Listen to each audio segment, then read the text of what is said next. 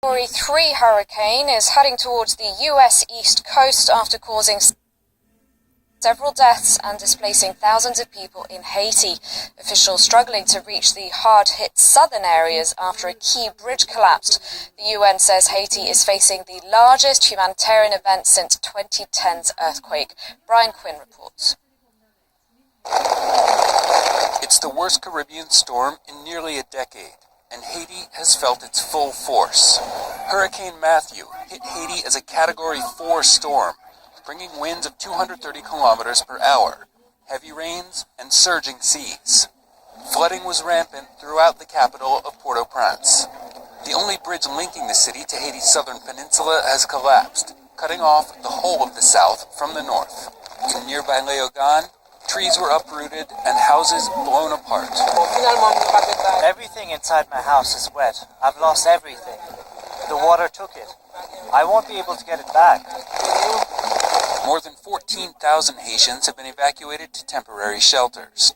Aid agencies are concerned about the risk of disease as flooding worsens, especially in the most deprived areas of this, one of the poorest countries in the world. We anticipate it will be quite catastrophic. We are hearing sporadic reports that there is catastrophic damage down in Haiti's southwestern region, but we don't have a great picture of that yet because the storm is still ongoing and we haven't been able to get teams out.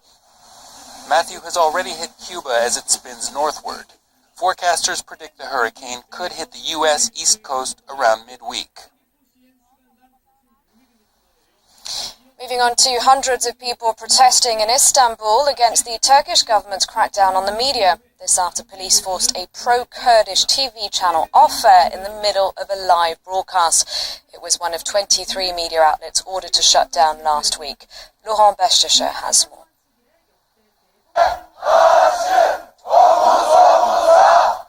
Refusing to be silenced. Hundreds of journalists gathered around Taksim Square on Tuesday night to protest against Turkey's media crackdown. Today, 23 television and radio channels were closed. Tomorrow there might be another 15. In the end, we'll be forced to watch only one channel, like in the 80s and 90s, and this channel will be used by the government for its own propaganda. We won't let that happen. We will raise our voices. If they close down one channel, we will open up 5 more.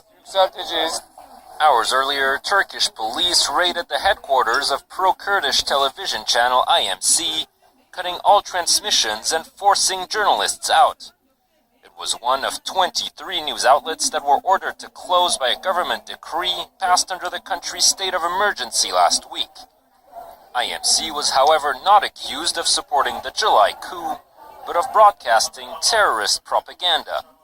A clear sign for critics that Recep Tayyip Erdogan is trying to silence dissident voices in Turkey. Turkey's opposition is being robbed of its voice because of this decision by the Radio and Television Supreme Council.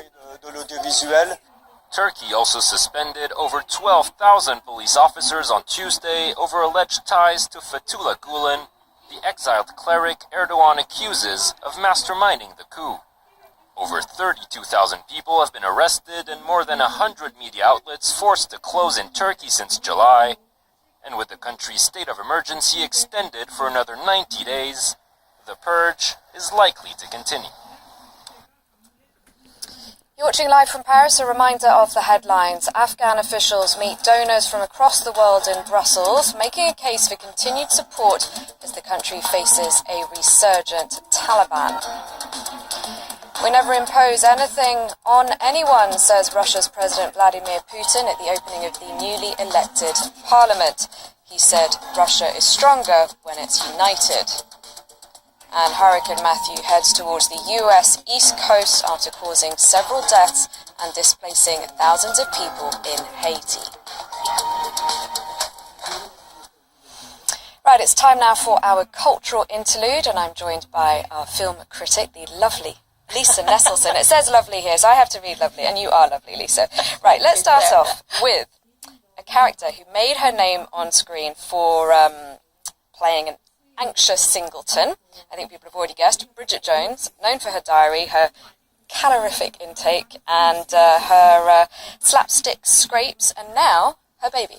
Yeah, Miss Jones and her dependent life form. I was stunned to read that the first two Bridget Jones films and the books they were based on were so influential that Bridget became the most popular name for people to give baby girls in those years. And I guess if your parents are going to be inspired by a movie, then better that than, say, Dracula or Frankenstein, especially for a girl. Here's the cast situating their characters. She's now the producer of a serious news program, but still hopelessly romantic and still vulnerable and perfectly imperfect. I hadn't seen the films at that time. So I did some homework to see what Mark looks like and sounds like. But it's not that complicated when you just have to clench your buttocks. Now, actually, what I said earlier about Bridget being the most popular name for girls, that was a specious factoid. Exactly the sort of alleged information that Bridget's horrible, young, hip, new boss at the TV station where she works, he wants